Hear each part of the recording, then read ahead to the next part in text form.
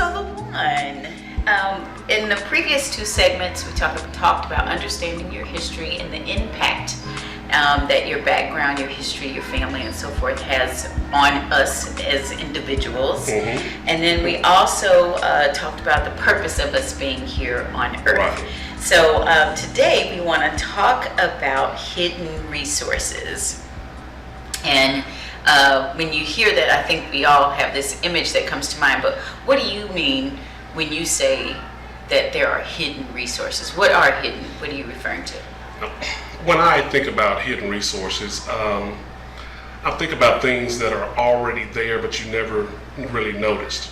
So I kind of go back to your purpose or whatever in my conversation that I had with God regarding your purpose and knowing the skill set that you were born with and all that. And I was at a point where it's, okay, God, I got it. Because I just have those times where I think I'm so smart that I got it all, and I don't. And God pretty much said, I'm not done. We have to finish this conversation. And I said, okay, what are you talking about? You already told me that about my history. You told me about my purpose, why I'm here. I'm ready to go. He said, no, because there's some things that you're not realizing. He was talking about hidden resources.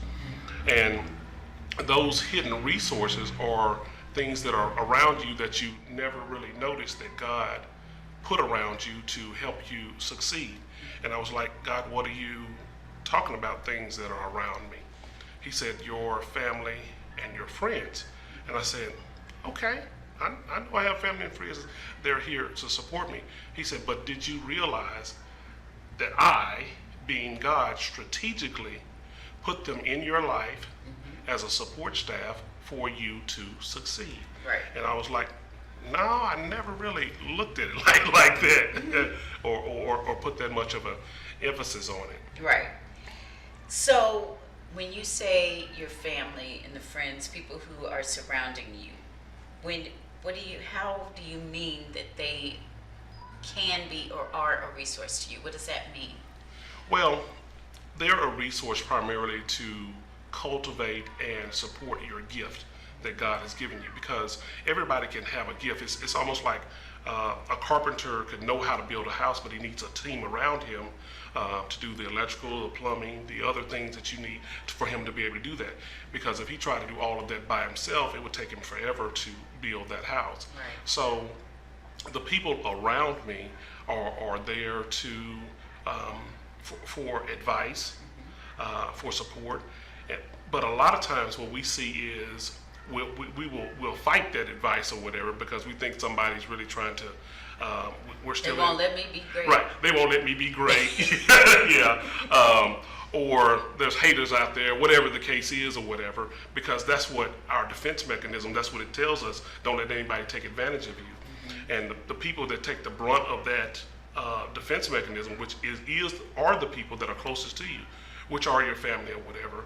And a lot of times, really, your family, your friends are the only ones going to tell you the truth. Right. It's true. You know, it may be other people around you might say, "Oh yeah, you're the best, or whatever." But your family and your friends, they're going to tell you the truth, whether you want to hear it or not. And a lot of times, if it's something we don't want to hear, we try to fight that.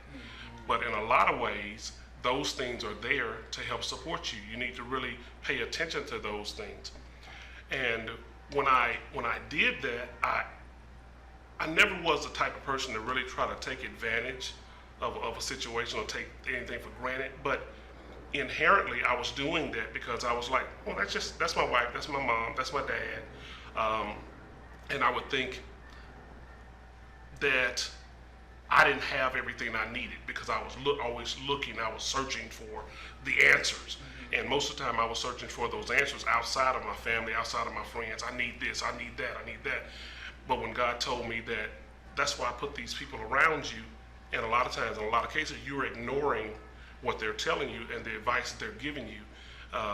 So once I learned that God strategically put them there, I try to make sure I don't mess those relationships up, and I try to cultivate those as much as possible. Right.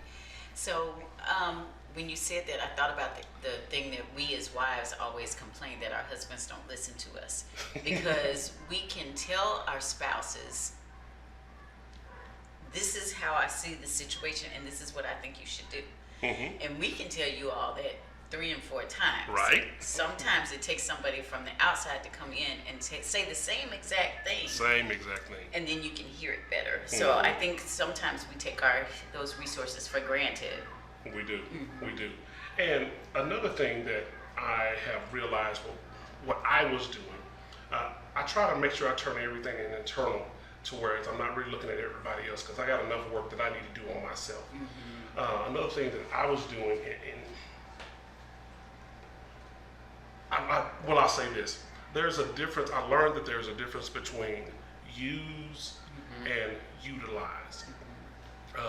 Use is, I look at that as like a tool that you would use, and the only reason why you use it is to accomplish a certain task, or it's like a commodity or something, but that's the only reason why it's there. Right. And a lot of our situations or whatever, we may use people or the people around us in our lives, and those people are not, God didn't put them there for us to use them. God put them there for us to utilize them, meaning to accept their advice, accept their help, and things like that or whatever, whereas we're not abusing those relationships. Several years, well, not several years ago, maybe a year or so ago, I always wanted to want to meet certain either superstars or certain people that either had money or whatever. But when I looked at those, now that I look back on those thoughts and why I wanted to meet them, I really just wanted to, it was a use. It wasn't a utilize, it was a use, because you have all this money, because you have this fame or whatever, maybe I can get into some of that and it'll be beneficial to me or whatever. But now I try to look at those, I try to back up and slow down to understand why God put those folks in my life at that time.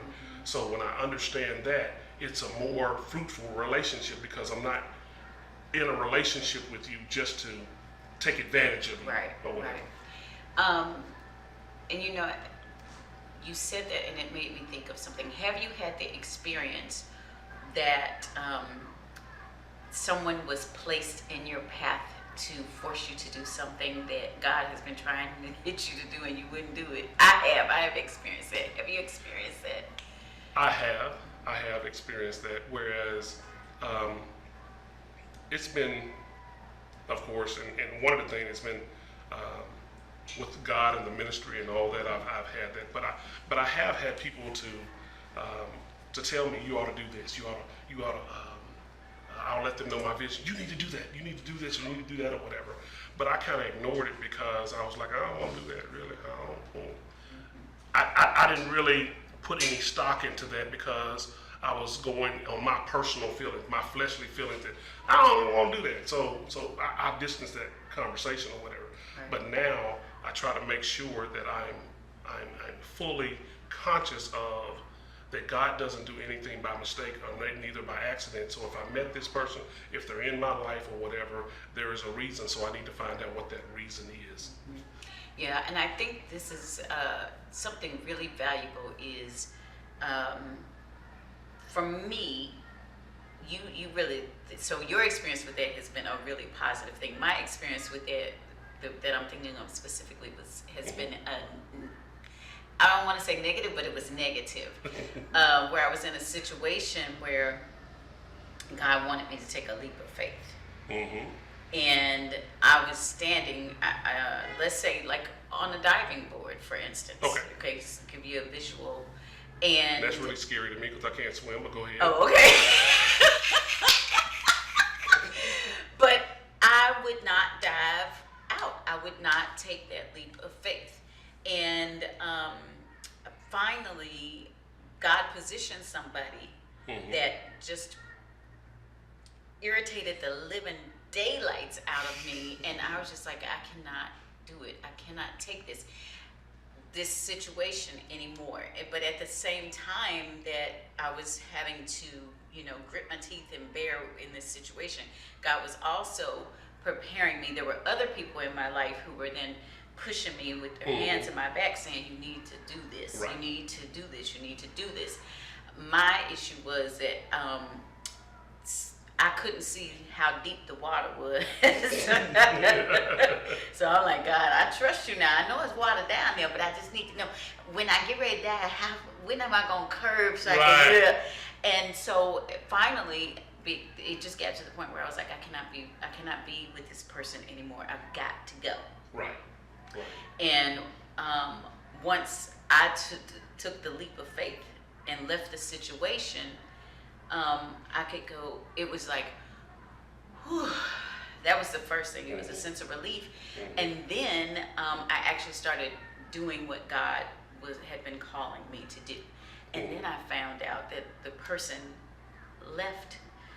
They also left this place. It was my place of employment. They also left like 4 months after I left. Wow. And it's like, what?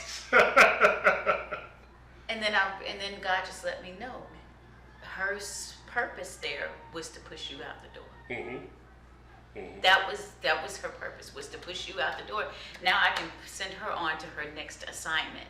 So I think that I get what you're saying. You know, God will, that there's a difference between using something and utilizing something, because in my case, I felt like, okay, my time here is up, but I would not move.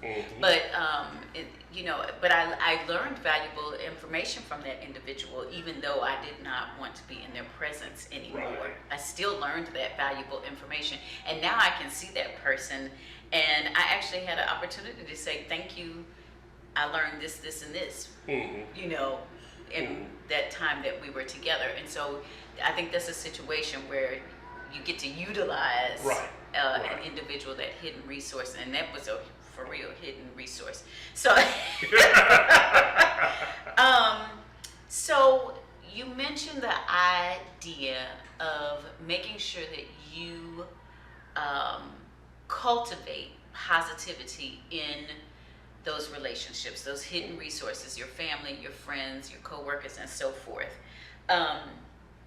So now when you approach new relationships with that mindset, I'm sure that changes the dynamics and the narrative of those relationships. But what about the relationships that you've already had when you had this new mindset? Are there some observations that you made and you went, ooh? Oh yes. There are some decisions that I made that I regretted. I can be a hot-headed sometimes. I can do some things that are rash decisions or whatever. So those relationships, since I was the one that damaged that relationship, it's up to me to make the first step to either to let them know that either sometimes you can do an apology, but what's better than an apology is your actions. Your actions toward that person going forward. Since you understand now what God has done and how God is strategically placing these people in your life, it's how you react to those situations. So the next time I see them, now I know that you're not just my brother, my sister, my mom, my dad, my friend I work with or whatever. You're not that. God strategically went, pew, need to be in your life. You have to have, Lawan, you have to have Floyd as your daddy. You have to have Eva as your mom. You have to have Zeddy as your sister. You have to. For you to be able to succeed, you have to have these things. So when I look at them like that now, when I talk to my sister or my brothers or anybody, I try not to rush those conversations. I try not to rush any of that. I want to know what you think. I want to know how you feel. So I'm not just rushing it, because today in our society today, one thing that I've done, I guess, over the last 2 or 3 years, whenever they have a memorial or a death or something like that, we have something we've done for centuries. It's called a moment of silence. We've cut the moment of silence down to about 20 seconds. I'm like, why? What are we in such a big rush for if we're reverencing these people that we are honoring? 60 seconds, is it really that hard? What do we really have to do? Right. Where we don't take that full moment to say, I appreciate everything that person meant to me.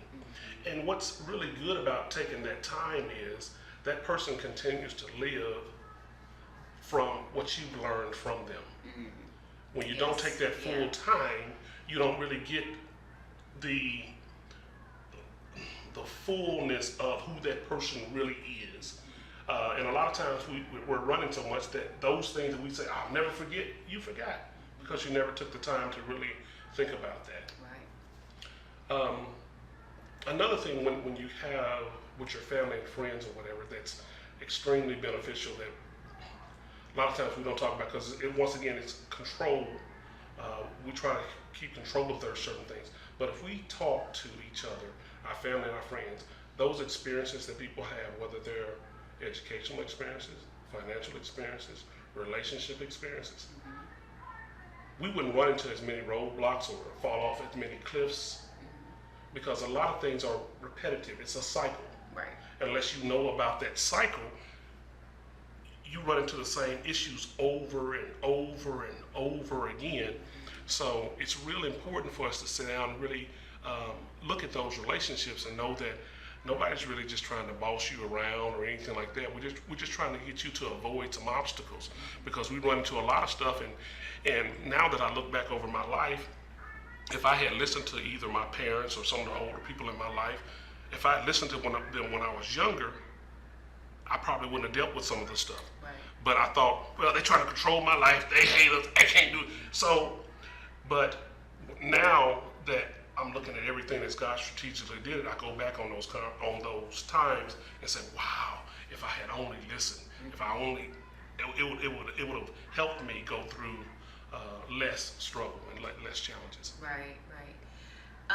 So there's another element that I think we haven't discussed yet, and because so if you I'm understanding what you're saying, I think you're saying that we have to realize that every person is in our lives strategically, that God placed them there purposefully and strategically, and the timing and so forth.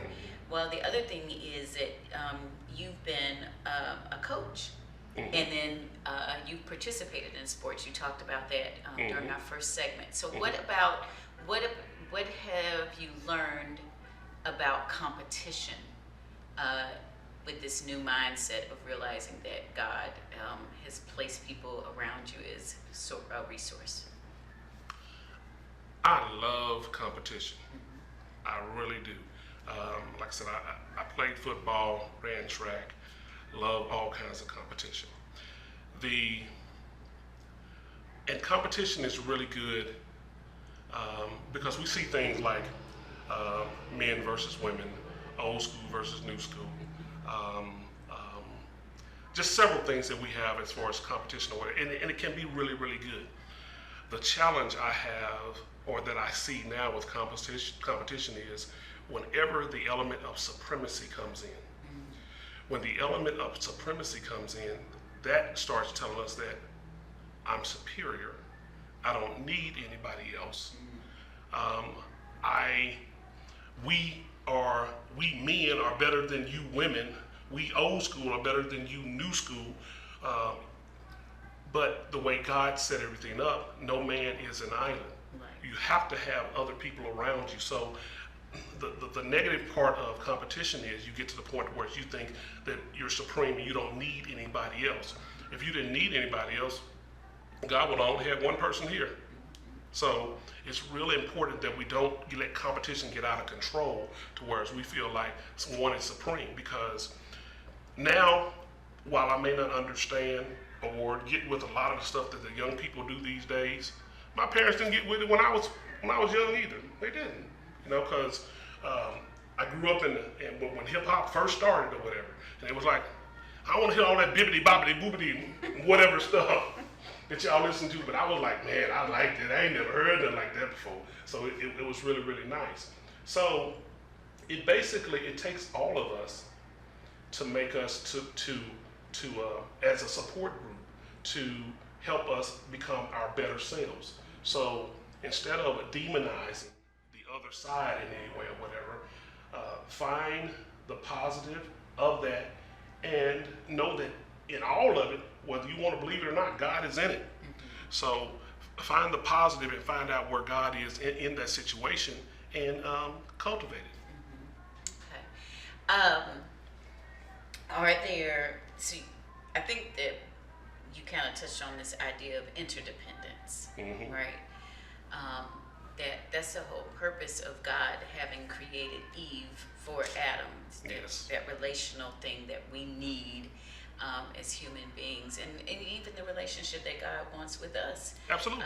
Individually. And I think what you're saying is we lose sight of that when we're so competitive with one another. Right. So competitive, and we get to the point to where it's out in our lives that I think I may have mentioned this in an earlier segment.